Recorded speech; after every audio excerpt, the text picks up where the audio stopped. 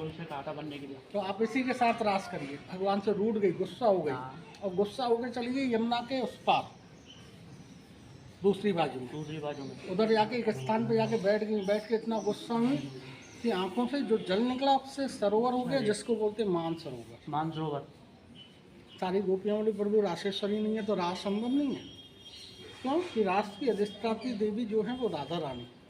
तो भगवान राधा रानी को मनाने गए, हाथ जोड़ के प्रार्थना की कि राधे आपकी लीला के दर्शन के लिए स्वयं देवादिदेव महादेव अपना पुरुषत्व त्याग करके निर्मल गोपी भाव लेके आए। मेरे गोपेश्वर का मतलब गोपियों का ईश्वर नहीं, वो आपसे श्रेष्ठ कभी कोई नहीं हो सकता है। लेकिन जहाँ भी हम भगवान शिव का नाम संबोधन करते हैं तो पीछे ईश्वर शब्द आता है। हाँ, ईश्वर शब्द आता है। तो जो ईश्वर गोपी बन के आए वो गोपेश्वर। गोपेश्वर। राधा रानी पुण्य आई तो भगवान की लीला पुण्य प्रारंभ।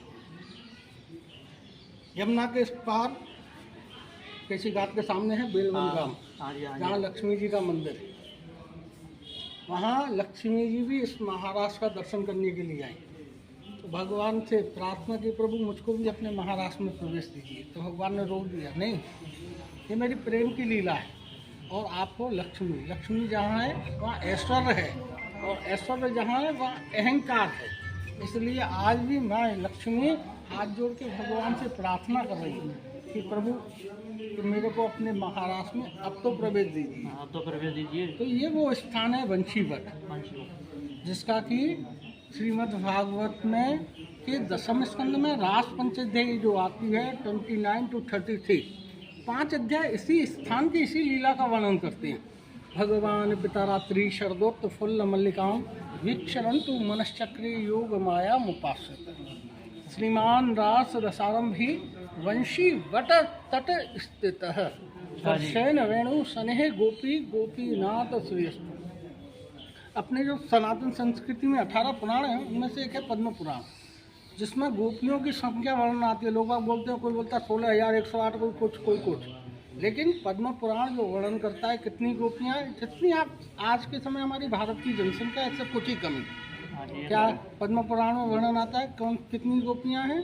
गोपिका 7 कोटि भी, 100 करोड़ गोपियाँ। 100 करोड़ गोपियाँ। गोपिका 7 कोटि भी रास लीला विभूषित वंशी रव समाकीर्ण वंशी वट नमोस्तुते।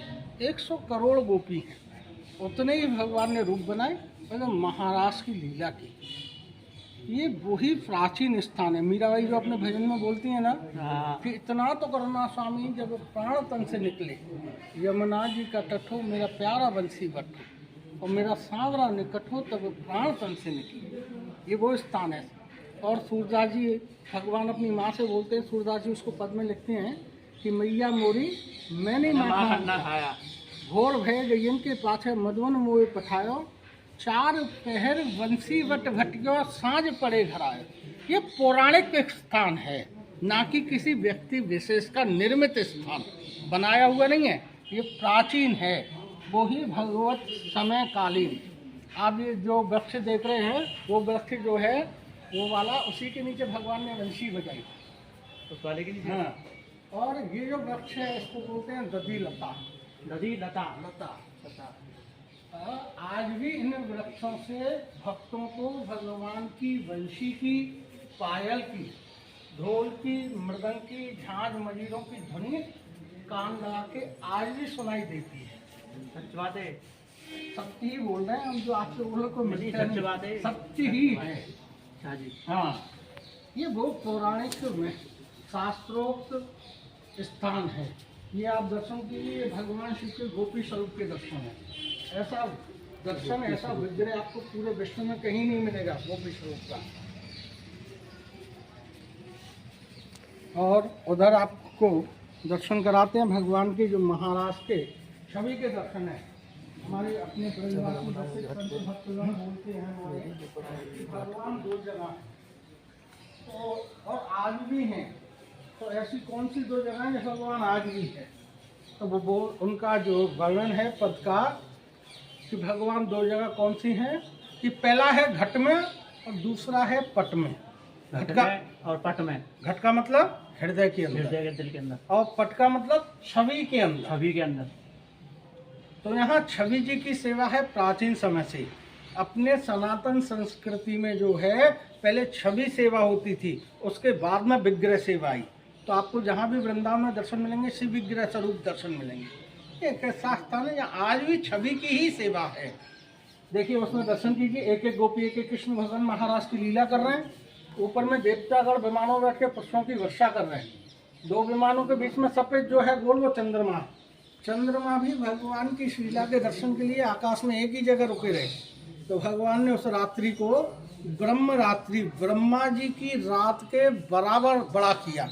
ब्रह्म रात्रि का मतलब 1000 चतुर्युग, सतयुग, त्रेता, द्वापर, कलयुग, ऐसे करके 1000 बार घूम जाए, इतना बड़ा ब्रह्मा का एक दिन है, इतनी ही बड़ी एक रात्रि है।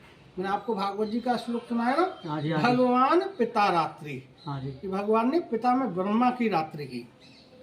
आपके ये दाहिने बाजू में नीली साड़ी पहने, हाथ में कमल का फूल लिए वो गोपी खड़ी है हाँ जी, हाँ जी। सर्किल से बाहर, ये भगवान शिव में गोपी के रूप में गोपेश्वर हाँ, महादेव। माँ गोपेश्वर महादेव। ये भगवान की राधा रानी के चरणों के दर्शन है। यही वो मुख्य स्थल है जो आप मध्य में दर्शन करते हैं भगवान राधा कृष्ण का। यहाँ पे चारों बाजू में एक एक गोपी, एक एक कृष्ण, एक एक गोपी। ये वो भगवान के महाराज की परम प्राचीनतम नित्य लीला भूमि है वंशी वट।